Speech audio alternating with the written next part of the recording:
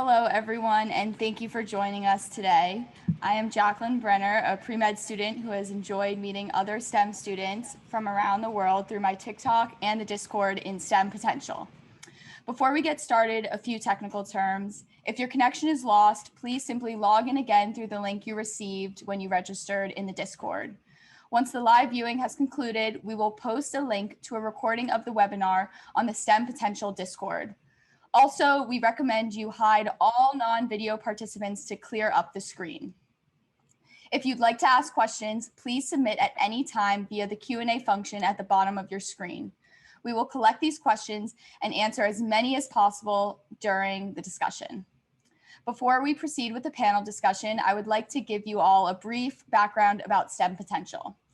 While in school, many of my fellow pre-med students, especially women, were hesitant or even afraid of pursuing their studies and career in STEM. They lacked access to mentors and information from professionals who were already in their careers. This led me to create STEMPotential, an online Discord that provides a network for all students to form immediate bonds and share unique perspectives from diverse backgrounds and ask many questions. Discord members can act as mentors and mentees as they progress along the stages of their education while also finding friends with common interests. We envision a community of like-minded people excited to build their network and use every avenue to broaden their perspective of STEM. As the saying goes, knowledge is power. Now, because March is Women's History Month, I am hosting this two-day webinar event with a variety of female panelists, including the MD session that just occurred, and now the PhD session, followed by students and Master's and PhD students tomorrow. I wanted to give the opportunity for all of you to hear about these amazing women's journeys in STEM and be inspired. And now to our panelists, please turn on your cameras and let us know if you have any trouble in the chat. I am proud and humbled to have assembled a group of incredibly successful scientists that share a common passion for researching various aspects of novel medical technology called focused ultrasound, which is a non-invasive procedure that can treat a variety of medical conditions. As I have also performed research in focused ultrasound, all of these women have directly or indirectly significantly inspired me, and I'm sure they will inspire you. Each one will give a brief 5-minute overview about themselves, and then we will have the 25-minute Q&A session. Dr. Natasha Sheybani completed her Ph.D. in biomedical engineering at UVA and is a postdoc at Stanford. I am grateful that she mentored me during a summer internship and has performed important research that has led first in human clinical trials.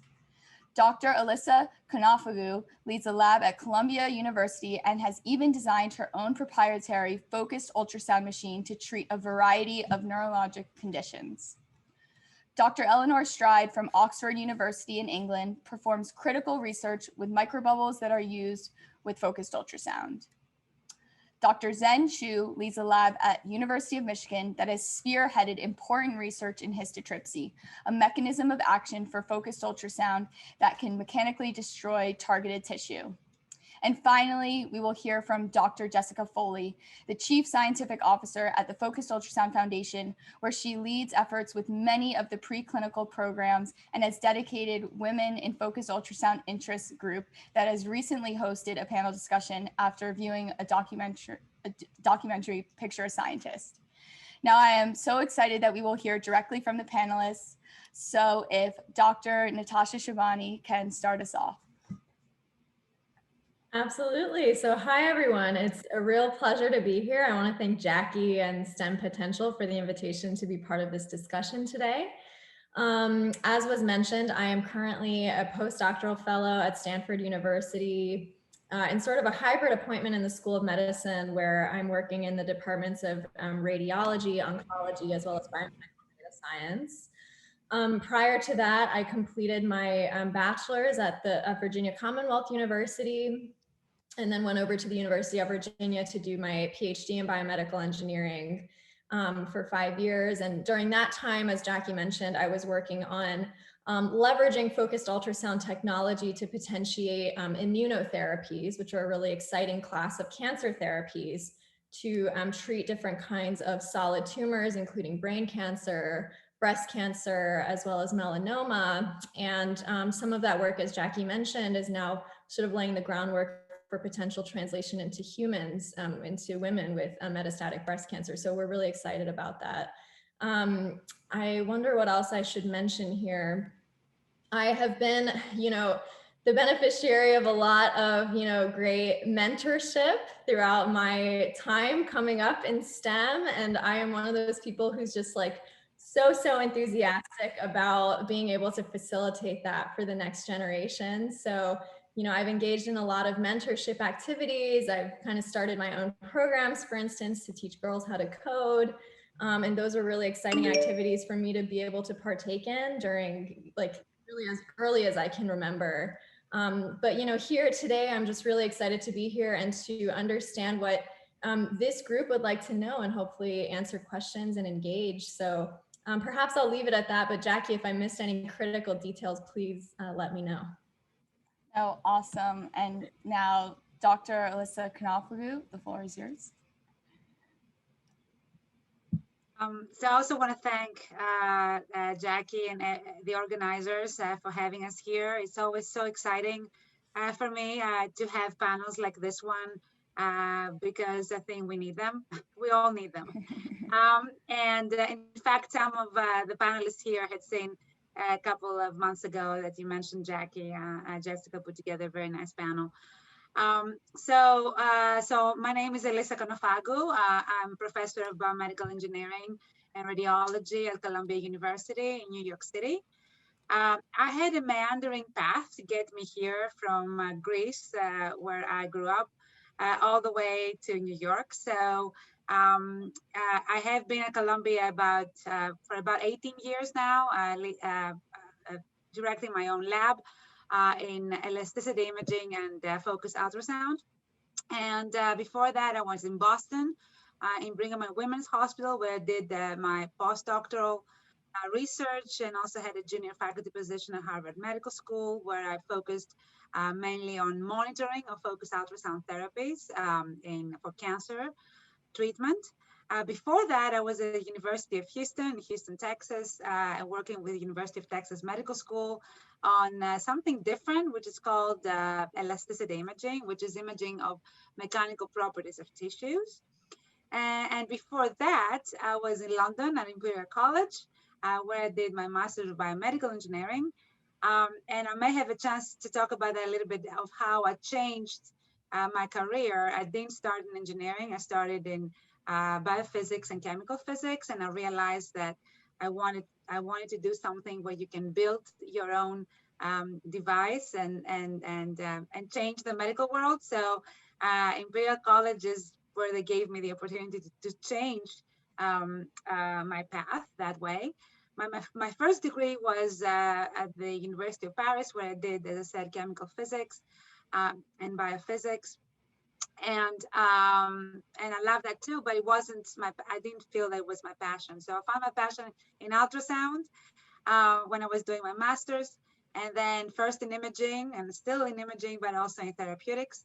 Ultrasound is this wonderful modality where you can change from looking at babies in utero to all the way to annihilating tumor growth, which makes it so exciting for all of us here. I think I'm supposed to share a fun fact. So I don't know if it's fun. It's basically the thing I do for fun, which is biking. I love biking. I love city biking. I also love mountain biking, and especially with this pandemic, it was a really lifesaver to just get out on the bike and just bike away. But I also discovered, because of this pandemic, and there's always a silver lining somewhere, especially because I can see all of you guys at the same time. I wouldn't have that opportunity otherwise. Hiking. So I really enjoy hiking with my family these days, and gives you oxygen and nature. Always inspired by that. So yeah, so that's all I'm going to share for now. Thank you. Well, thank you, Dr. Konofagou. We'll definitely touch upon more of how you got into what you study now and research. I think that is so important to highlight how you can always change what you want to go into and how to carve that path. Now, Dr. Eleanor Stride, the floor is yours. Thank you very much. I think I nearly shared my fun fact by accident because I'm stuck on my dance teaching account. I'm really sorry. I have a secret life teaching Lindy Hop, which is the way I stay sane. And yeah, clearly my Zoom knows that and has decided that's what I should be doing on a Saturday. But anyway, so that's, in case you're wondering why it says Oxford Lindy Hoppers, that's why it says Oxford Lindy Hoppers. On to science. I think I had a similar experience to Elisa. Actually, I had no intention of doing a science degree at secondary school. At high school, I was doing a mixture of physics, chemistry, and maths, but also Latin and art, both of which I still really love. And I think, yeah, you don't have to choose, but I also think if you love art subjects, you shouldn't feel that sciences are not for you. We should go back to when all of these things were just about acquiring knowledge. I did my PhD in mechanical engineering because I wanted to become an industrial designer. That was my plan. I then got completely sidetracked by a fascination with ultrasound. As a final year student, my project was on ultrasound imaging, similarly. I wasn't satisfied, so I carried on to do a PhD, and I still wasn't satisfied, so I carried on to a research fellowship. That was all in London. I then moved to Oxford nearly 10 years ago now. Where I'm very lucky. I'm in a biomedical institute that's based at the hospital, so we work very, very closely with clinicians. A lot of our work is on cancer. Particularly passionate about a focused ultrasound project on treating pancreatic cancer at the moment. So we've developed a microbubble loaded with a drug that only becomes active when it's exposed to ultrasound, so we can minimize side effects. That's one of our big focuses at the moment, but we've got lots of other things going on, which I would be delighted to talk about at great length, but I will stop there because I realize we need to get on to the discussion. Thank you. Oh, thank you. I could hear you talk about that all day, but Dr. Chu? Hi, well, it's also, for me, it's a great pleasure, to be here. And I really love the fact that the Focus Ultrasound Foundation is doing so many things about ultrasound, including this whole mentoring thing. So for me, I got my undergraduate degree actually in China in biomedical engineering. But for my undergraduate research, I was doing PCR and doing a lot of pipetting. Then when I, got to University of Michigan to start my PhD degree, I decided I don't want to do any of those anymore. I was so sick of pipetting all day. And then I talked to the group, professors here, and there was this pediatric cardiologist, and he was saying, describing how horrible and how invasive the surgery he had to do for kids, for neonates. And how he envisioned using ultrasound to do non-invasive surgery would really save a lot of babies' life and everything. And it really got me interested. And of course, I knew nothing about ultrasound at the time, but I thought, it sounds really cool. So that's kind of how I started doing the ultrasound research and then looking at therapeutic ultrasound. And I joined Charles King's lab at the time.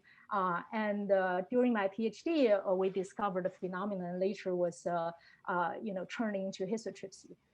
So I finished the PhD. I didn't know what I wanted to do. For the longest time, I did not know where I belonged. So I looked for jobs, and particularly industry jobs. And again, Charles King, my PhD mentor, said, "Why didn't you try academia first? Because it's harder to turn, from industry to academia because you cannot publish papers in industry. If you want to try it out, start with academia. If you don't like it, you can always go to industry." So he convinced me, and he offered me a job to become a research faculty just to try out. So I was, in my late 20s still, and having my own PhD students and trying to do research and develop some my own program in a way, and I really enjoyed it. And I was doing well, but I wasn't still not sure. And he said, "Why did you try teaching? Because you seems like you're good at research and you're okay leading our program. Why don't you try to see if you're good at teaching? If you like it, then you should really consider staying." And he said, "If you volunteer teaching for the department for a course for free, they will let you do it." And of course, they will let me do it. And I volunteered and I taught a course, and I actually enjoyed it. I did not, I was. The first class was tough because I went there wearing a suit and everything. And I went in and the students were asking me, "Where's the professor?" So I was kind of bumped at that point. But but it was okay. I got over it, and it was an enjoyable process. And after that, I said, well, the academia may be the place I can try. It seemed to be pretty fun. So I applied, and I got actually different offers. And University of Michigan actually gave me an offer too. And I stayed for multiple reasons.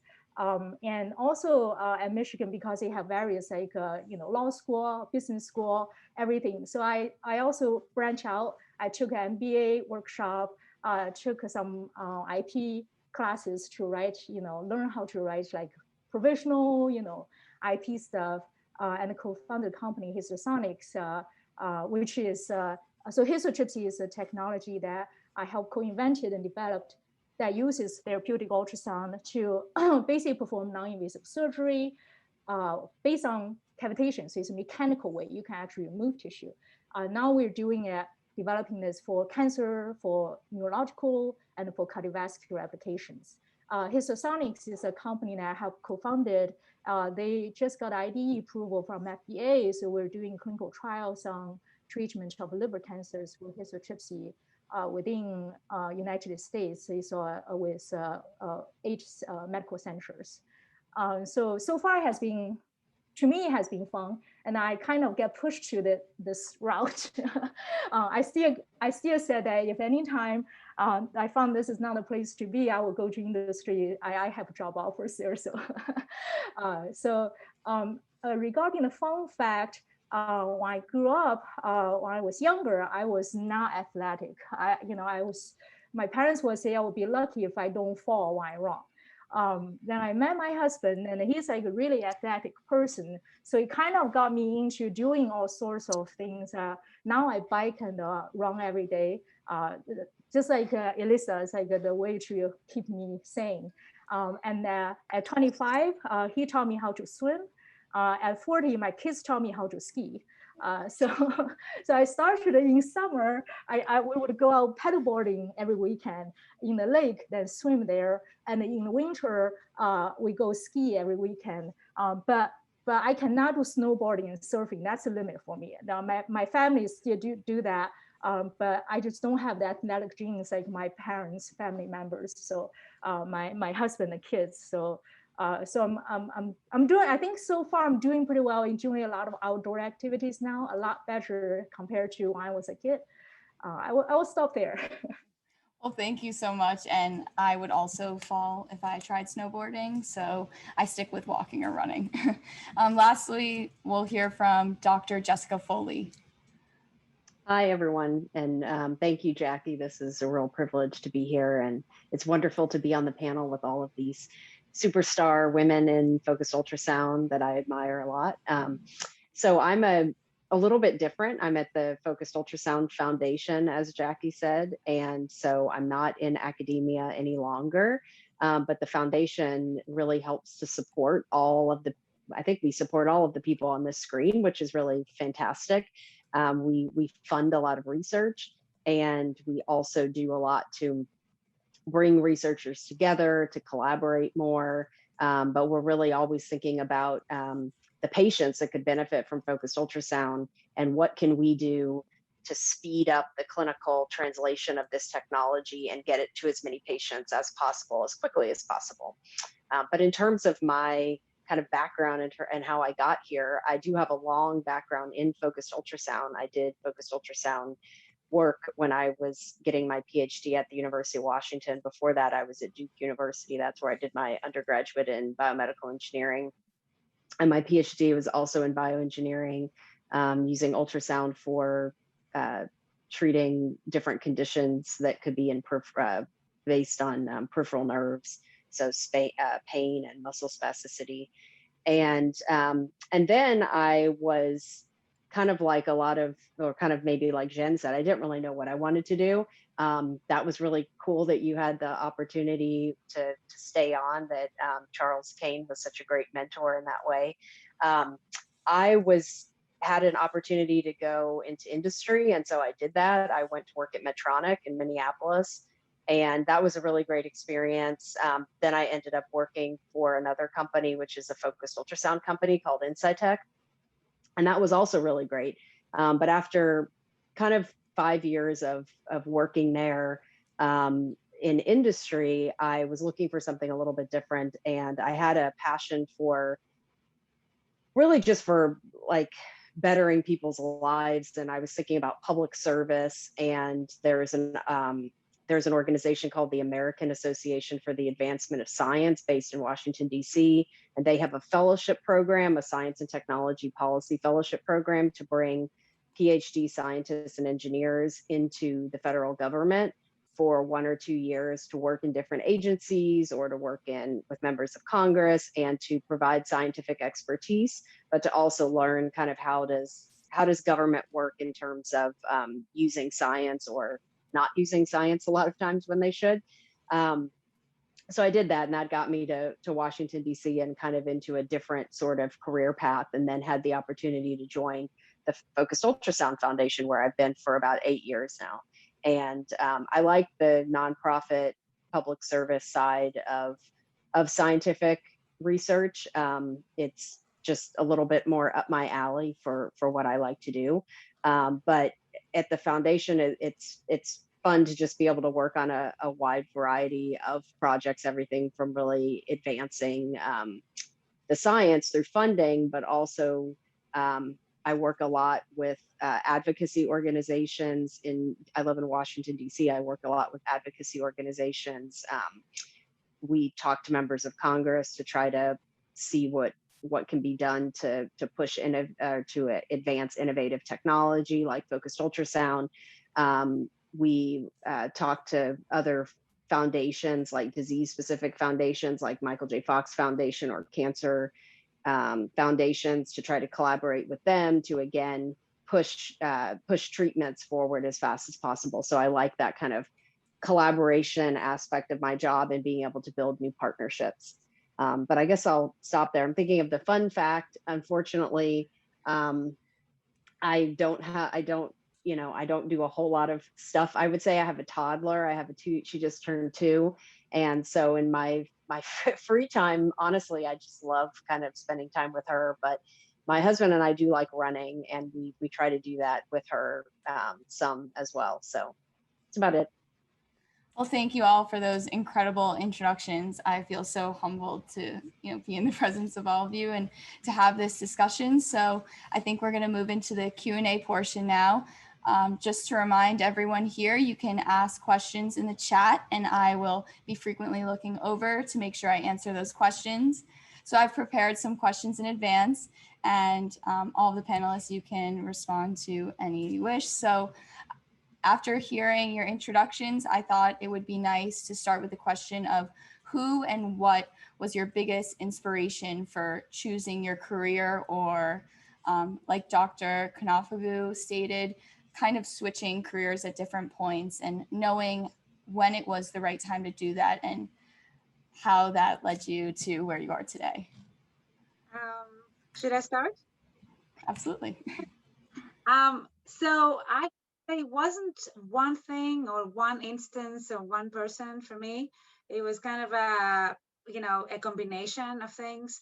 So for me, biomedical engineering was always something very intriguing, and I knew about it because my mom had brought us to Boston, and she was because she was doing her PhD. And if I can say, of course, the inspiration, if one person that has inspired me is my mom, and not to say that this is the most common thing that people usually say, especially women, but she's a person who overcame a lot of difficulties, and she did managed to get a PhD while working with 2 kids as a single mom, and also getting a PhD at the age of 40. So that was always like a landmark for me, that you can, if you want something really badly, you can do it even with really adverse circumstances. But also at the same time, biomedical engineering was something that it was just very serendipitous. We were in Boston. She had a fellowship to finish her PhD in economics, and she knew I was interested in physics and engineering, and I wasn't sure exactly which discipline. And she's like, okay, why don't we check out the curriculum of MIT? I'm like, okay. And literally I remember looking at all the listings of the engineering disciplines, and in Greece where I was growing up, it was just mechanical engineering, electrical. There's nothing that was fancy and exotic like biomedical. And as soon as I saw that, I was 12 at the time. I said, one day I want to do this. Of course, I'll go back to Greece. People don't know what I'm talking about. There was no biomedical engineering. So I graduated from high school in 89, and early 90s. I mean, people did not know. I mean, biomedical engineering was not something on the radar. So as I said, I started with something biophysics, which was like biology and physics. And then eventually I found this program at Imperial College that was doing biomedical engineering. I think it was in their second year, and the rest was, something that I didn't know. I mean, it was intriguing. It's almost like, you don't know whether this exotic thing that you found, they happen to stumble upon will ever become your life. And sure enough, it was a calling that I was very fortunate to be able to do. So I guess something that I could say is that something that inspires you, when you're 12, you potentially could find, or 22 or 32 or 102, potentially, you could find your path to it. And it doesn't have to be a straight line. It can be, different paths, and everybody can have their own path to what they like to do, or what really, spark their imagination. So I guess I will follow on that. So for me, I think Lisa, story for me, I kind of at a different spectrum, in the sense that so my parents didn't go to college, so I was entering the university was and I actually was able to go to a good university in China. I knew I wanted to do something sort of medical related, because I always liked the aspect of helping people.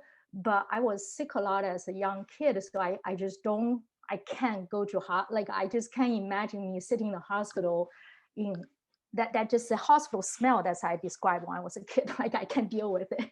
So I know I want to do something related to it, but I cannot be a nurse or doctor in the hospital all the time, because it is associated with certain unpleasant memories.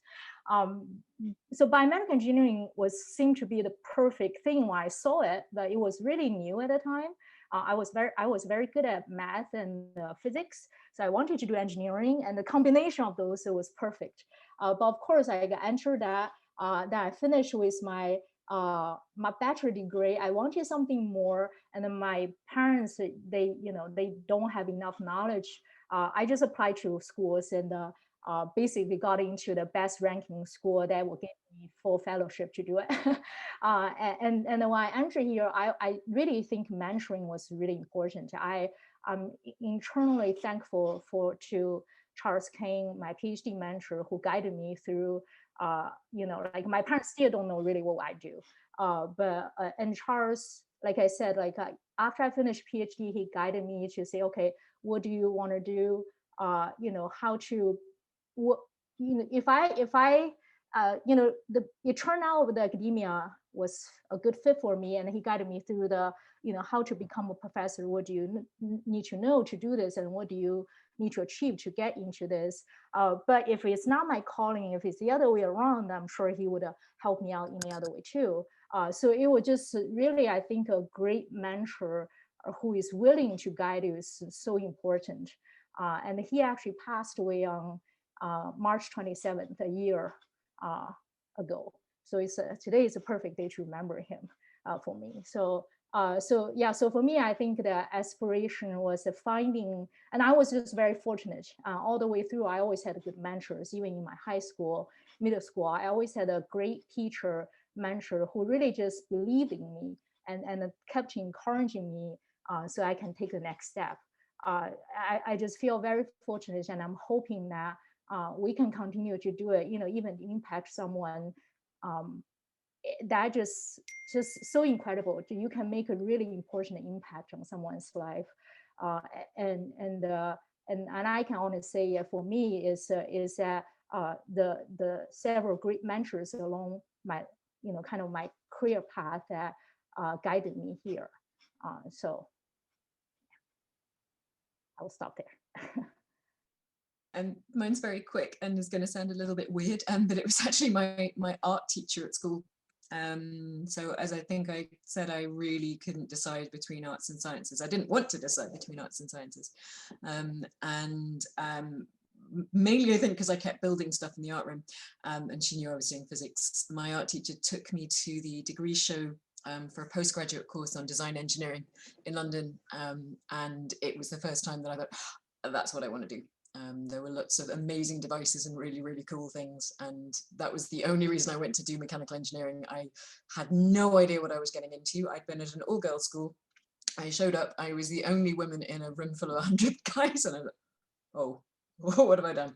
It was absolutely fine. There were lots of hilarious things. They didn't have overalls that would fit me. They didn't have boots that would fit me for any of the workshop stuff.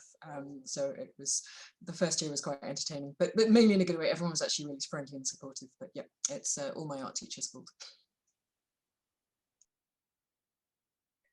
Well, I was also sitting here reading some of these questions that we've gotten in the chat, and in my answer, I kind of wanted to also address a couple of these because they kind of apply. So I was actually, when I was growing up, I wanted to be a medical doctor. That's what I thought. And my dad was an engineer, and he was kind of wise enough to tell me that, well, you never know what's going to happen. Like in college, maybe you decide you don't want to do that or whatever. So think about engineering. And I was not interested at all in the kind of engineering he did. He was a chemical engineer, and I wasn't interested in the kind of standard engineerings. But as Zhen mentioned, biomedical engineering being new at the time, it was also new at the time. We must be similar when we were going to school. It was pretty new. And my dad printed out all sorts of information off the internet was new at that time too, believe it or not. And he's printing off all this information off the internet about Duke University and biomedical engineering and how cool. And I'm like, oh, wow, that's really neat. Like developing prosthetics and like all this kind of stuff. And so I applied and was really interested in biomedical engineering and went into that. But what I would say is that the turning point for me was starting to do research in the lab. And so I started doing that when I was about a sophomore in college. And that was really eye-opening to me because it showed me that I was learning that there were ways that I wanted to be a doctor because I wanted to help patients, and that there were ways that I could do that through engineering. And so that was really eye-opening to me and kind of helped me decide that instead of going to medical school, I was interested in graduate school.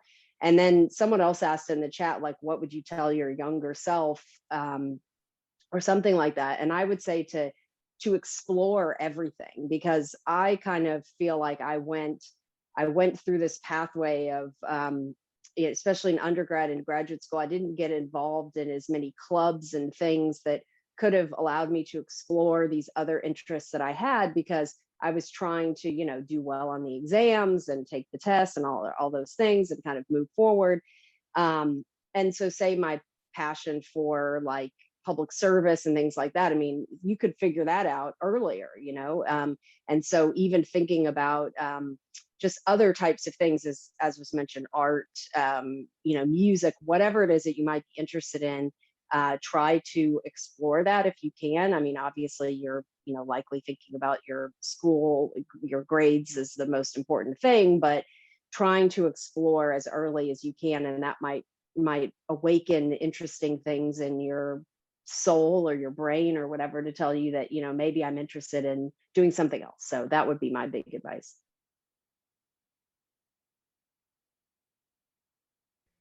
All right. Well, I guess last but not least, I feel like I could basically echo what all of the, amazing women have said on this panel. I heard so many parallels with my own journey. It's crazy.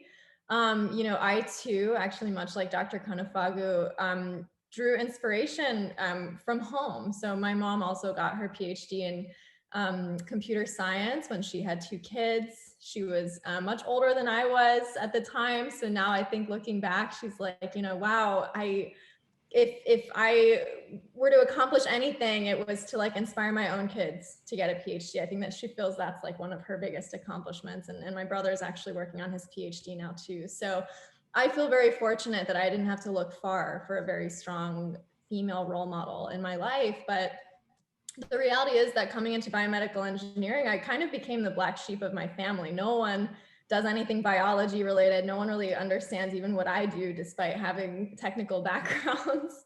But they now talk about focused ultrasound with their colleagues. So I feel proud that I've conveyed something. But, you know, yeah, I think that for me, it's also been just an amalgam, you know, really great mentors and advocates at times when like I wasn't in the room, but someone felt strongly enough to advocate for me. And what I want to say about that is like, sometimes you create those opportunities for yourself. I think that a lot of people are a little intimidated or a little scared to like go after what they want. And one of the pieces of advice I give to all the young people on this call is that it's okay to be proactive and to try to craft your future in the way that you want to. And what I mean by that is like, one of my earliest mentors in research, I cold called. I literally picked up the phone and called his lab. And I was just lucky that somebody answered the phone and didn't blow me off because I was 14 years old at the time. And so I think that those kinds of, you know, experiences for me throughout my life have just been a testament to the fact that there are a lot of people out there who are willing to help you succeed. And there are a lot of people who are willing to pay forward the things that they've experienced in their own journeys.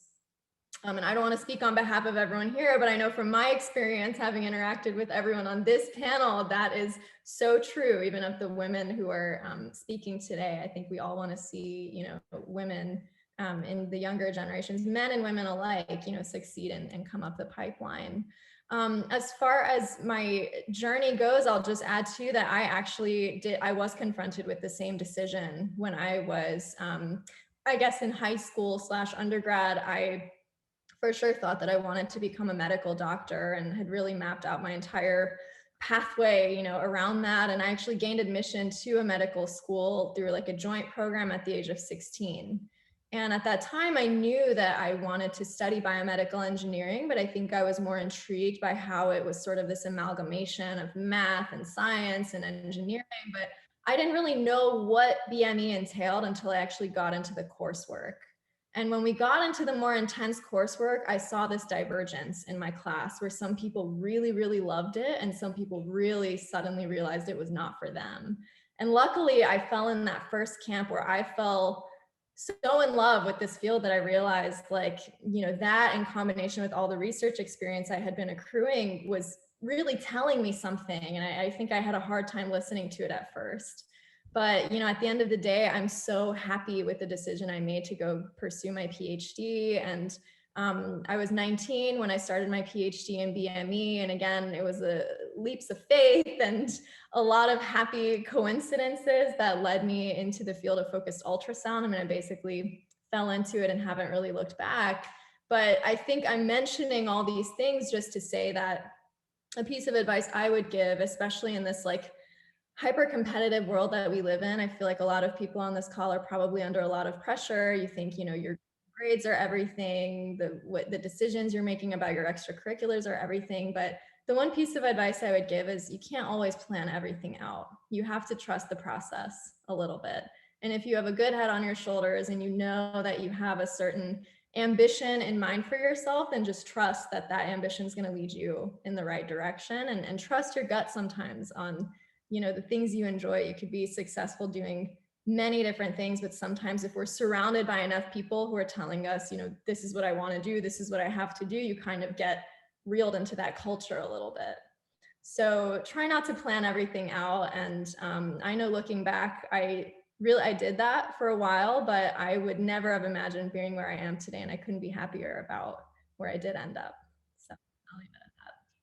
Well, thank you. It's amazing to hear how you all have come from such different backgrounds, and to achieve what you guys have is incredible. And a common theme I see is like the role of mentor and mentorship in life. And I know it's extremely difficult for some kids today to have access to those mentors, but just like Dr. Sheybani said, picking up the phone and really trying to be your own advocate is so important.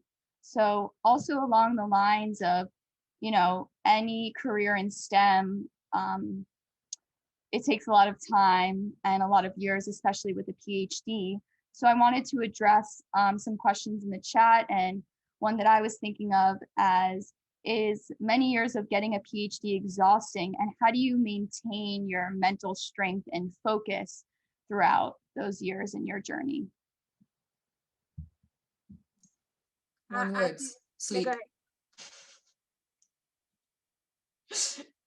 And sorry, I mean, this was kind of my answer, was the also the advice I would give is, yeah, please prioritize your mental health, and particularly sleep as well.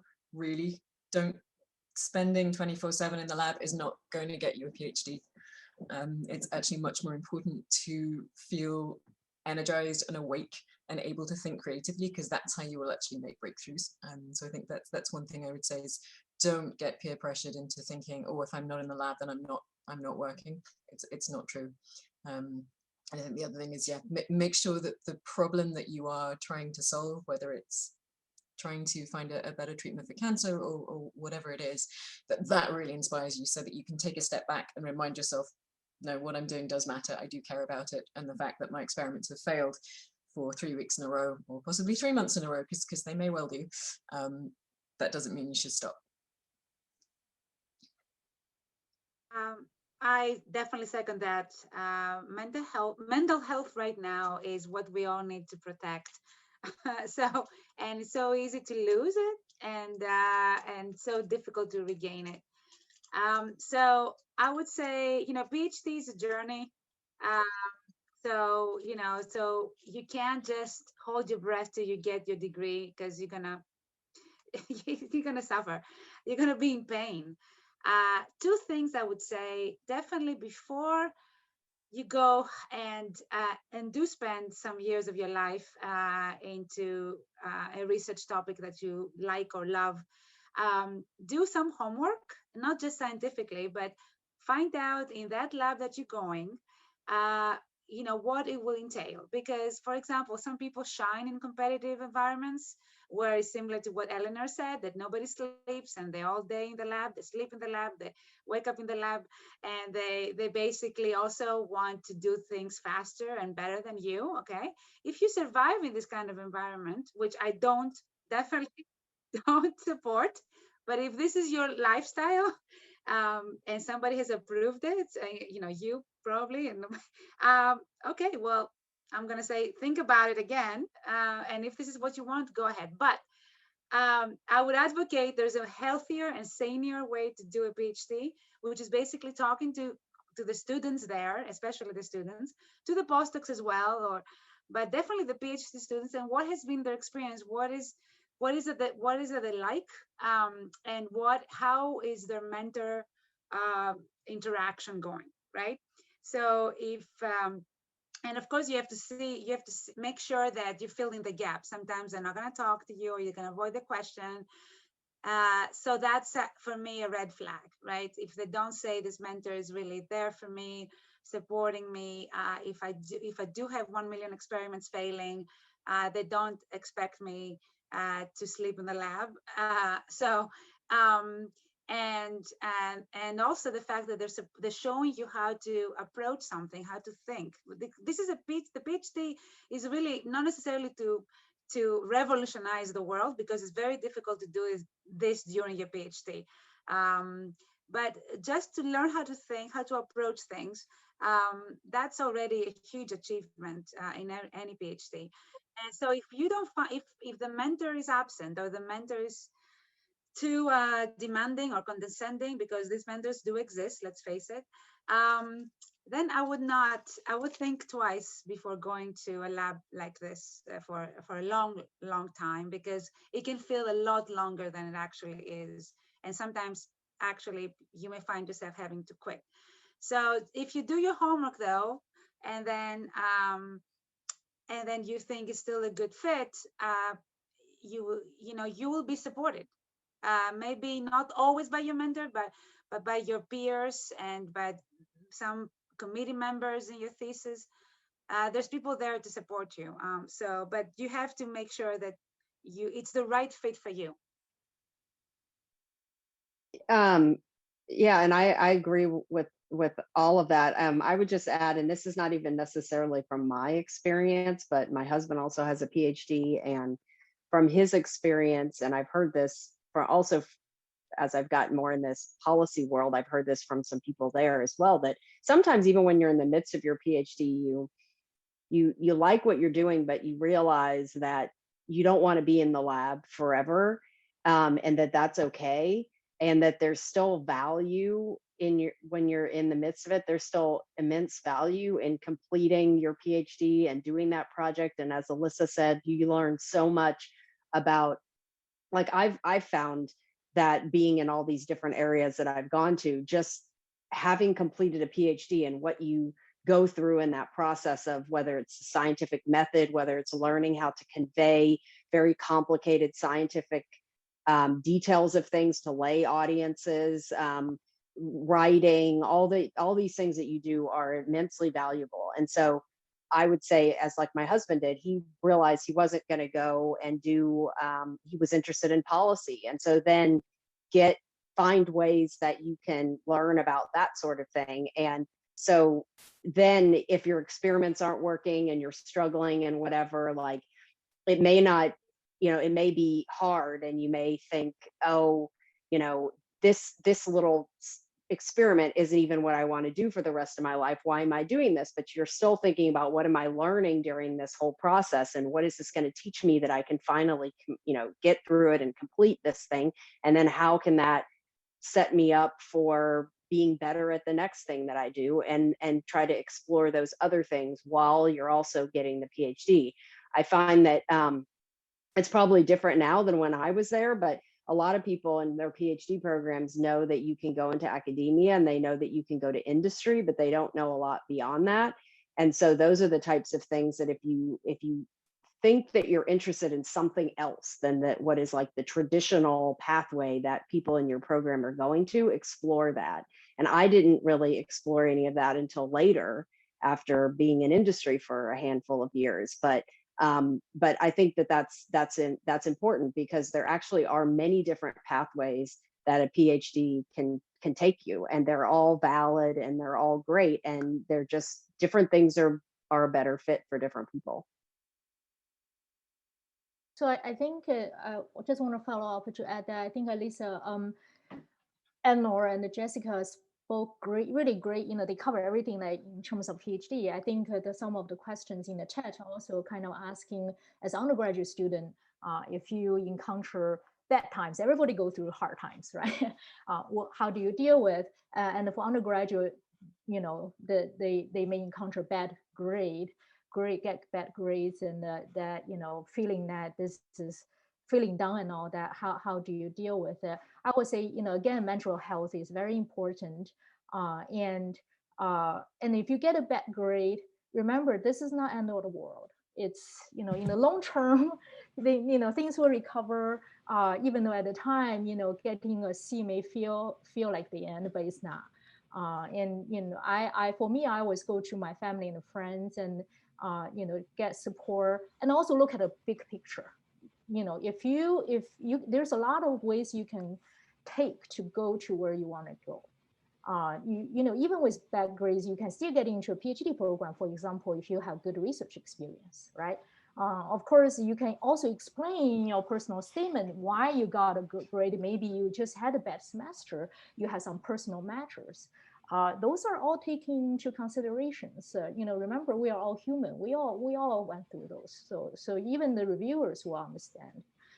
So just I think the one important thing is, don't give up. Like, if you have bad times, just keep going. Just keep going. Look at the big picture.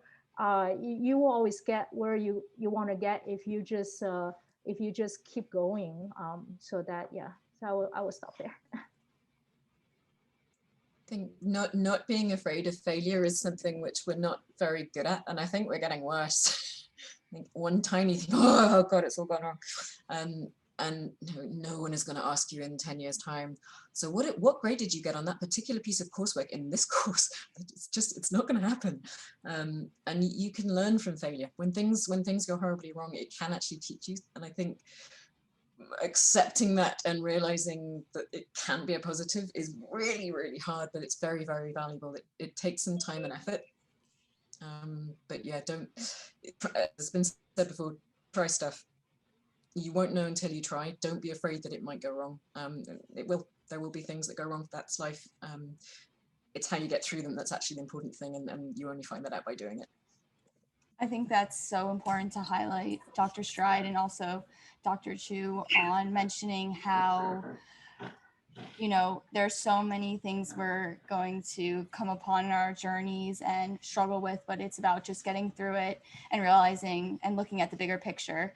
And with those two discussions, I was hoping we can move towards a question on what is your biggest hurdle, or what was your biggest hurdle as a woman going through graduate programs and any other aspects of your career. And maybe Dr. Sheybani, you can start us off on that one.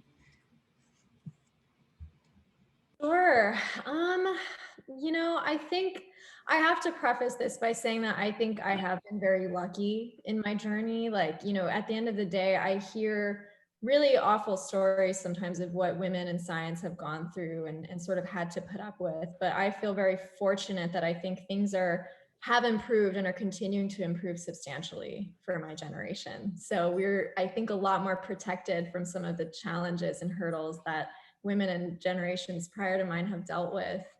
I think at the end of the day, my biggest hurdle is not owing to anyone else. Like I can't really point fingers or blame anyone. I think that my biggest hurdle has honestly been myself. Sometimes I'm seeing all these, you know, chats, and it really warms my heart to hear people saying like, oh my God, I really needed to hear this. I needed to hear that, like, it's okay to fail. It's okay to, you know, sort of, a female mentor recently to me said, fail big and fail early. So if you're gonna like shoot for the stars, just do it and don't look back, you know. But at the end of the day, I think that that's a really big leap to take. And so there have been times in my life when I really, you know, wanted to do something, but I was really the only person standing in my way. And I don't know if that's necessarily something that's exclusive to women. I think that men can sometimes feel that, if we want to call it imposter syndrome or whatever you want to call it, like, you know, we all have this tendency, we have this little voice in our heads that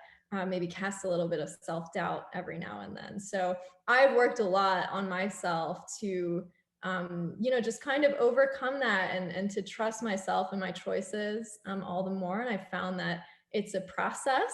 It takes time, but you just have to really stay self-aware and conscious. And I think with time, as you see that benefiting you in some way, you learn to practice it more. So yeah, my biggest hurdle has just been, you know, the voice in my head. Yeah, I want to also add, I mean, Natasha, you really nailed it there. But I think I was thinking about that because we all know about the imposter syndrome that women do feel on the average more than men. I don't want to say all women. But also there's also this implicit bias, right? That actually the movie that Jessica held the whole panel a couple of months ago on Picture Scientist has this neuroscience test on both men and women. What are our preconceived notions of what a homemaker versus an engineer, a scientist versus a professor would look like? And both men and women, yes, we have very similar implicit biases. And then I was thinking, oh my God, you know, we having against ourselves. We have an implicit bias against women. And so it's a self-implicit bias. So you have to constantly check that. And we have it more than men. Not all men or all women, but we definitely have it on the average. I say it in my students, my female students versus male students. You know, female students would do everything perfectly, and they will say, oh, it's still not done, and don't look at it, it's really awful. And then, you know, not every man, but on the average, most men like, look, including I have two boys, I have to say, they always say, look how wonderful what I drew here, and you won't understand what It is. I mean, again, abstract art, I have nothing against it. I love it. But I'm just saying there is a little bit of of of the fact that we're doing it also to ourselves sometimes. And then where do you find where do you start and where do you stop, right? Where do you find the strength? Because you may not have the support system that at least I was very lucky of having, and I hear also my fellow panelists. But so if you have naysayers around you saying you cannot do it, you're gonna fail. So I would say, there must be one friend, hopefully, or family member that believes in you, and they're not crazy, believe me. I know maybe they think they're crazy. They're not. They're the only sane person, because you guys are here because you're interested in potentially making a difference in science. So you have the right thinking, and I would say think, of your friend, or listen to your friend or family member and go for it. And the naysayers will eventually well, they may never see that they're wrong, but who cares, right? You just carry forward. I would echo all of that. I think that the imposter syndrome is very real. And I'm sure some men have that, but a lot of women have that. And I think that for me, it was probably helped me get really good at public speaking, because every time I was going to give a presentation, particularly a scientific presentation, I would practice and go through it so much, because I thought that the minute I stood up there and I looked like I looked, people would automatically think that I was going to give a presentation that was like down here. And so I wanted to do nothing wrong and say everything perfect from the moment I opened my mouth. And I never had anyone tell me that I was lesser than, or they thought I would be terrible, but that was the feeling that I had. And I still have that feeling in some ways. I think as women, it's it's not just going through getting the PhD, that sort of thing. It's when you get out in the real world, negotiating for your salaries, like I don't think I've ever done that particularly well. I would say that more of my feelings about being treated differently, about being a woman, have come out in the working world, not necessarily as I was getting my education. And so unfortunately, that is not going to change right away. And we all should be trying to push to change it, but those things are still there. And so as many of these panelists have said, at some point, I'll echo, like, shoot for the stars. Like, if you want to do something, go for it. If you want a certain job, go for it. If you think don't be afraid to really sell yourself in an interview or ask for that raise and all those things. And it's not an easy thing to do, and it doesn't always work out, but those are the types of things that, particularly as women, we have to do, because it's much less likely that someone's going to just hand us that raise or that, job. So those are little bits of advice. Yeah, so all great things. I can agree more. So I was I did a graduate program chair for my department for 3 years. I can't tell you how many times I have female PhD student coming to me in my office and crying and just saying. And by the end, when I talk to them, and it goes down to that they feel that they are not good enough, because someone said so, like their mentor or peer, or they are saying how they just get really influenced by all those different things that said to them. And I have to remind them that we have 400 500 applications for PhD every year. We only admit like 20 of them. So you are like less than 5%. You have to be top to enter. So why do you care what other people say? I'm not saying that in a bad way, but I think that one important thing that I have seen a difference between men and women is that like we actually, as women on average, care more about how other people view us compared to men. And we don't have as much of that confidence and trust. And I think that it's kind, for a lot of people, it's hard to change, but it can be consciously, if you just remind yourself, and just keep reminding yourself that what's most important is you versus you, like what you think you can do, right? Like, there in the chat, people asking about, PhD program, research program, or career can be competitive. But what I want to say is you are competing with yourself ultimately. If you are doing your best and you trust you do your best, and that's enough. That's all you need to do. You do your best, and if you want to do something, go for it, and you try your best. It doesn't matter if you are successful or not. Then at least you tried your best. Then there's nothing to regret. And I really think, and don't worry about what other people think of you. We all make mistakes. So what, right? There's big mistake, small mistakes, but that's life, and you learn from it. And remember, trust me, other people forget about your mistakes much faster than you do. Like you're the one who keeps thinking about it, and other people don't think about it as much.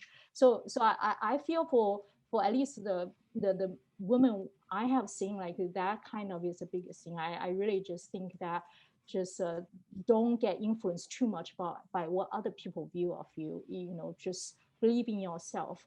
Even my parents didn't go to college, but the most wonderful gift they gave me is both of them, from I was a little baby, kept telling me, you are the best, you can do whatever you can do. So I have this kind of bloated off confidence compared to most people. And because that's how I was brought up. I always trust that. And that was the most wonderful gift they gave me. I hope we all remember that we do the best, and that's enough.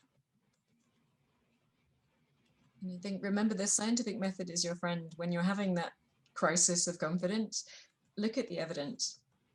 Look at the facts. Don't try and look at the perception. Think, what have I already achieved? And you will realize very quickly that you're probably not making a very realistic assessment of the situation. Crying is fine, by the way. Crying is a really good release mechanism. Feel free. And the other thing is also, if someone's saying that, do you really care? Think very carefully about who's saying it and whether you value their opinion, because most of the time you probably won't. Dismiss it. I completely agree. That's such incredible advice, and especially when Dr. Chu mentioned the you versus you. I think that's so important today, and with the self-implicit bias that we carry, to just remember that this is all a process. One thing is not going to end our career, as you guys have all shown us today. I know we're running a little bit over time, but I was hoping each of the panelists could provide just maybe one of their best moments in their career. I'm sure there's a lot. Oh, the first time we tried something in a human being and it actually worked. That was incredible. That was like, okay, this has been worth it. All of the pain and all of the million times it went wrong.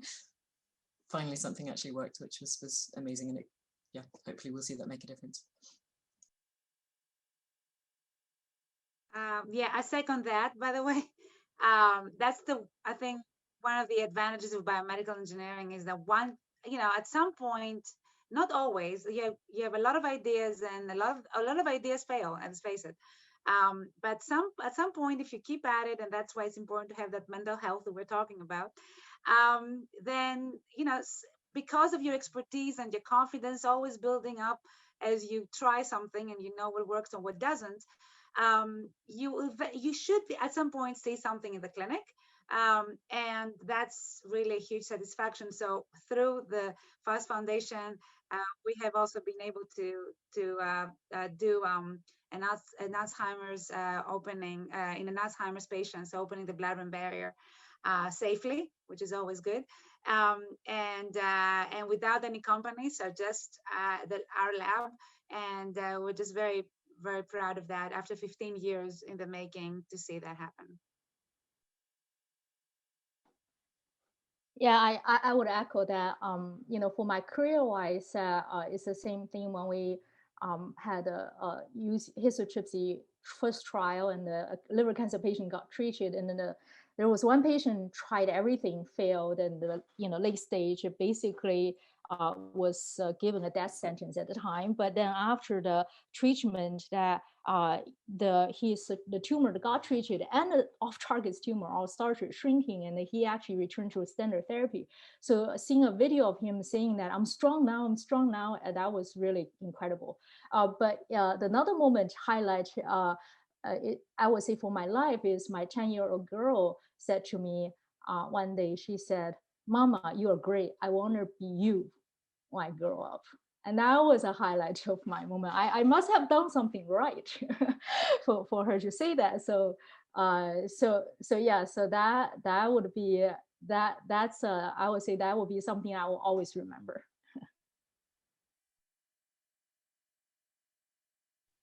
I mean, I had a similar experience with the patient treatment when I was working at one of the companies, and was sitting right, like basically had trained the neurosurgeons that were using this focused ultrasound device to treat the first patients in the world with essential tremor, and sitting right next to the neurosurgeons as they were doing this treatment, and seeing, you know, a patient walk in where his hand was moving like this, and then after the treatment it was completely still, and you know, he was able to drink water again and that sort of thing. So that was definitely very an inspirational moment for a career. And then I also think just some little things that just something that just popped into my head was the first time I wrote I had a published paper, and I got like a bunch of copies for it, and I gave my dad a copy, and he read the abstract and he said, "Jessica,